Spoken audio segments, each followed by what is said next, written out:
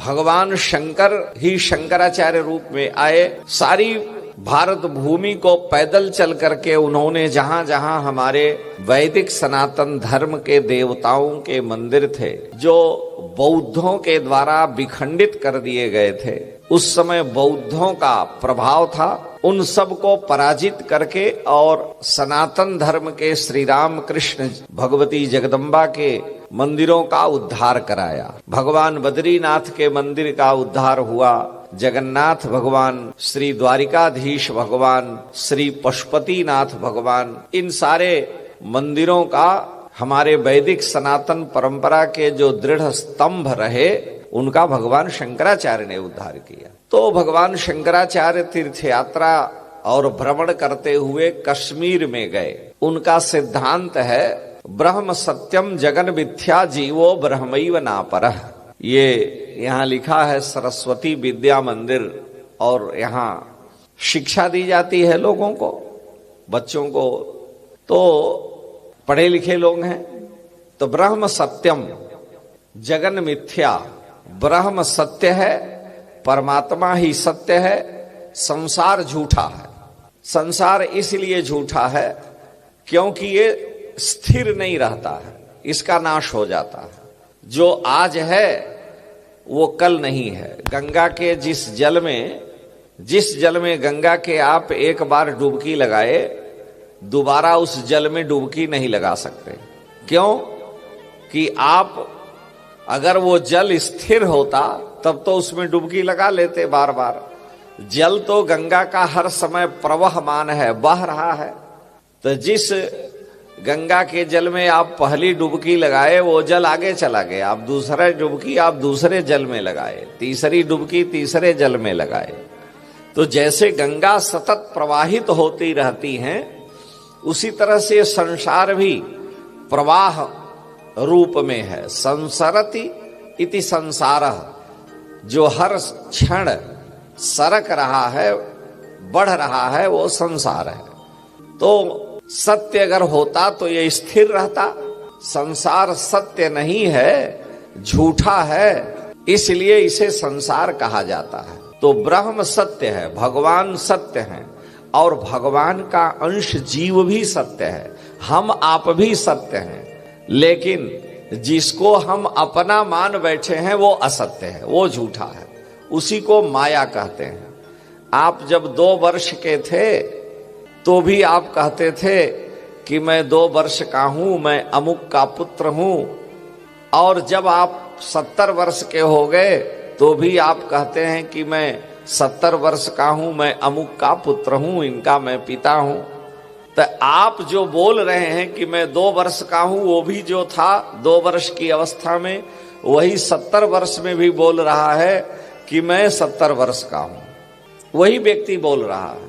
लेकिन जब 2 वर्ष का हुआ तो उसका वजन 2.5 किलो 3 किलो था, और जब 70 वर्ष का हुआ तो उसका वजन 70 किलो 80 90 किलो हो गया। परिवर्तन हुआ। अच्छा, जब 2 वर्ष के तो भी आप कहते थे कि ये मेरी नाक है, ये मेरा कान है, ये मेरा हाथ है, ये मेरा पैर है, ये मेरी पीठ है। इसका मतलब क्या हुआ? कि मेरा जो बोल रहा है वो कोई और है, और जिसको बोल रहा है वो कोई और है। आप ये नहीं कहते कि मैं नाक हूं, मैं मुंह हूं, मैं कान हूं, ये आप नहीं कहते। आप कहते हैं ये मेरी नाक है, यानी मैं अलग हूं, नाक से मेरा संबंध है। ये मेरा हाथ है, तो जो बोल रहा है मेरा, वो कोई और है, हाथ कोई और है। भाई अगर अपना हाथ होता तो आप कहते कि मैं हाथ हूं, लेकिन आप ये नहीं कहते हैं। हाथ कट गया किसी कारणवश तो भी आप कहते हैं कि मेरा हाथ कट गया, लेकिन मैं नहीं कटा। जो मैं बोल रहा है ये नहीं कहता है कि मैं कट गया, मेरा कट गया। तो मेरा माने जिसको आपने माना है वो मेरा है। जिसको आप कहते तुम हो, ये तुम्हारा है, वो भी आपका नहीं है। और तुलसीदास जी अपने रामायण में माया का वर्णन करते हुए कहते हैं, मैं अरु मोर तोर तै माया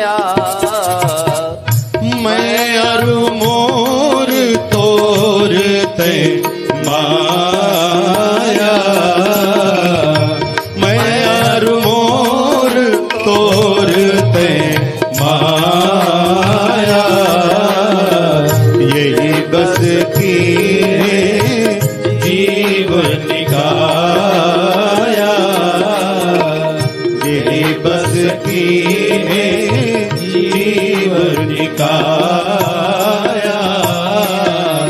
गो गोचर जहाँ लगे मन जाई, गो गोचर जहाँ लगे मन जाई, सो सब माया जानो भाई, सो सब माया जानो भाई। तुलसीदास जी कह रहे हैं कि मैं और मोर तोर तैं माया, मैं मेरा तैं तेरा, ये माया है। गो गोचर जहाँ लग मन जाई, गो माने इंद्रियां और गोचर माने इंद्रियों का विषय। आंख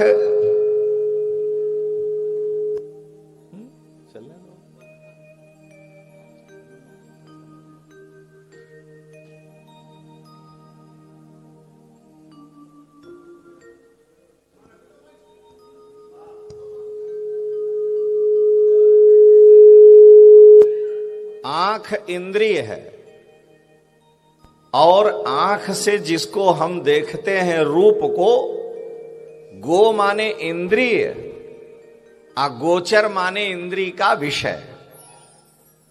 तो हम आपको देखे तो आप इंद्रिय के हमारे विषय हुए। हमने कहा ये फलाना व्यक्ति हैं, ये भी माया है। गो गोचर जहां लग मन जाई, जहां तक मन जाता है वो सब माया है। यह सब माया जाने हो भाई। तो जो बात भगवान शंकराचार्य कह रहे हैं,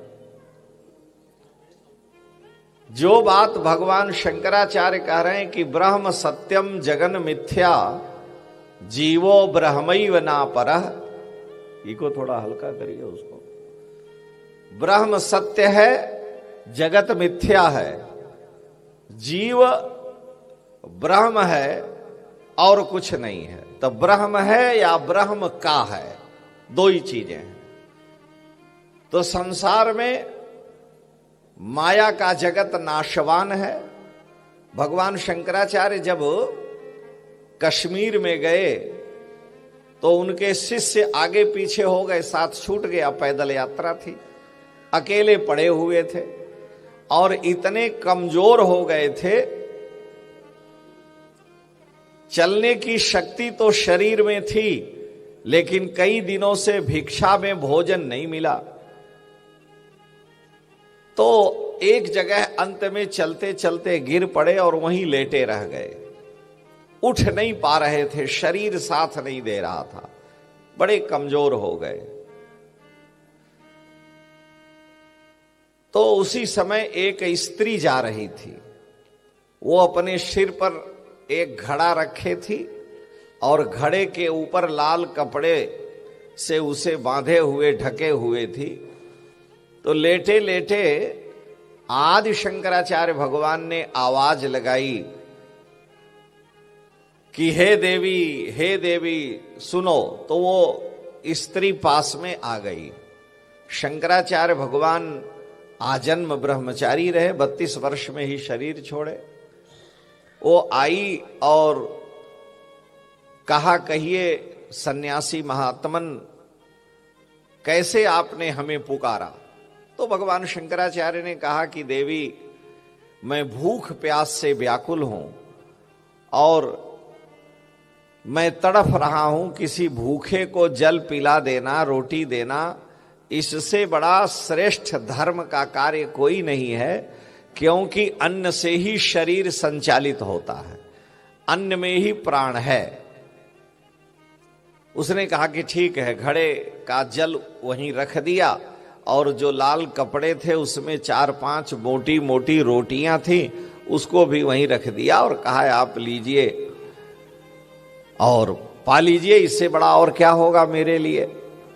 उन्होंने कहा कि देवी मेरे शरीर में उठने की शक्ति नहीं है, मैं चल नहीं पाऊंगा, इसलिए तुम रोटी हमें खिला दो और जल पिला दो। मेरे शरीर में शक्ति नहीं है कि मैं उठ के रोटी अपने पास ले सकूं। तो उस स्त्री ने कहा कि तुम तो शिखा सूत्र रहित सन्यासी हो, न तुम्हारे सिर में चोटी है न गले में जनेऊ है। तो शिखा सन्यासी दो प्रकार के हैं, एक हंस, सन्यास के 4 भेदों में हंस परमहंस सन्यासी जनेऊ और शिखा सूत्र नहीं रखते हैं। कुटीचक और बहुदक जो सन्यासी हैं वो जनेऊ और चोटी दोनों रखते हैं। तो जो जनेऊ और चोटी रखता है वो तो स्त्री का स्पर्श कर सकता है, लेकिन जो जनेऊ चोटी से रहित है उसे किसी स्त्री को छूने का निषेध है। तो उसने कहा कि हम आपको कैसे देंगे, हम स्त्री हैं, हम आपका स्पर्श करने से, आप हमारा स्पर्श करेंगे तो दोष लगेगा, आप उठ करके रोटी ले लीजिए।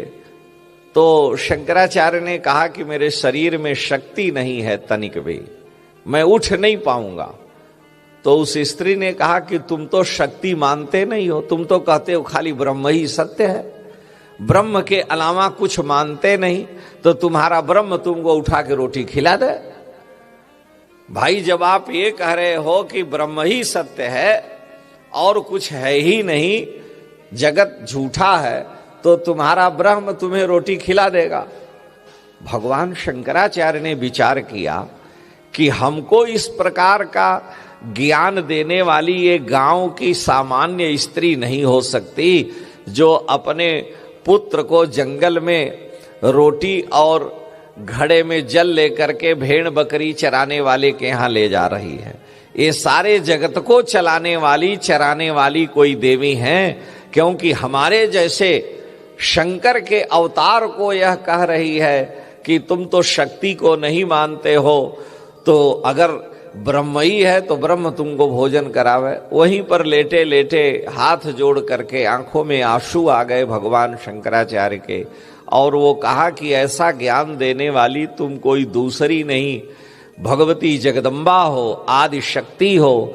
हे भगवती, तुम ही एक जगत की जननी हो, माता हो, हम तुम्हारी शरण में हैं, हमारे अपराध को क्षमा करो। मुझे मंत्र तंत्र का ज्ञान नहीं है, और अगर पुत्र कोई अपराध कर भी देता है तो माँ उसे क्षमा करती है।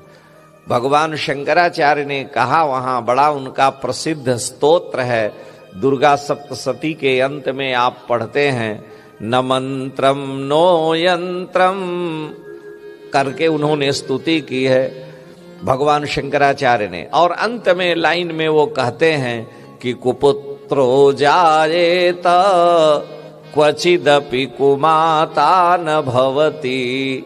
हे भगवती, मुझे मंत्र तंत्र ज्ञान कुछ नहीं है, और कुपुत्रो जायेत क्वचिदपि कुमाता न भवती। पुत्र कुपुत्र भले हो जाए पर माता कुमाता नहीं हो सकती है। तुम जननी हो। मुझे तो बौद्धों का खंडन करने के लिए और वैदिक सनातन धर्म की स्थापना के लिए उनसे मिलते जुलते सिद्धांत की स्थापना करनी पड़ी है, जिससे कि हमारे वैदिक सनातन हिंदू धर्म की रक्षा हो सके। और वहां भगवती आदि शक्ति जगदम्बा पार्वती माता प्रकट हुई, भगवान शंकराचार्य को दर्शन दिया, और जब ही दर्शन हुआ उनके शरीर में सारी शक्तियां आ गईं, वो चैतन्य हो गए, और वहीं उन्होंने भगवती की स्तुति की, त्वमेका त्वमेका त्वमेका भवानी।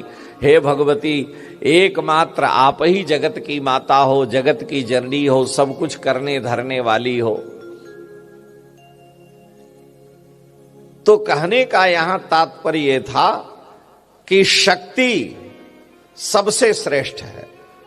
अगर मनुष्य बलवान है, बहुत मोटा तगड़ा है, एक दुबला पतला व्यक्ति होता है, 8 घंटे काम कर लेता है, और 8 घंटे खड़े खड़े वो ईंटे पत्थर को ढोता है, मकान बनाता है, सब कुछ करता है। लेकिन उससे चौगुने शरीर वाला 1 कुंटल वाला व्यक्ति 10 मिनट 20 मिनट खड़े होकर के 10 पत्थर नहीं उठा सकता। इसका मतलब कि उस व्यक्ति की शक्ति में इस व्यक्ति की शक्ति में अंतर है। उसमें जो शक्ति की चेतना है स्थूल शरीर से अधिक है। तो भगवती जो आदि शक्ति जगदम्बा है, हर मनुष्य में जो चेतना है वो सब भगवती का ही अंश है, भगवती की ही शक्ति है, भगवती का ही अनुग्रह है।